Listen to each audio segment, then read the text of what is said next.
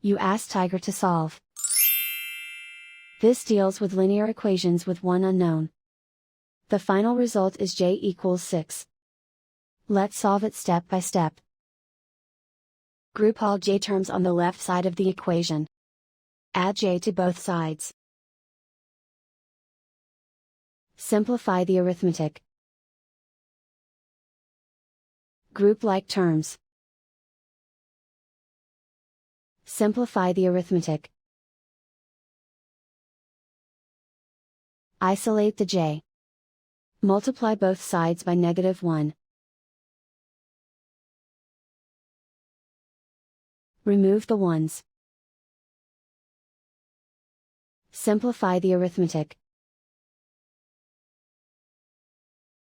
And so the final result is j equals 6.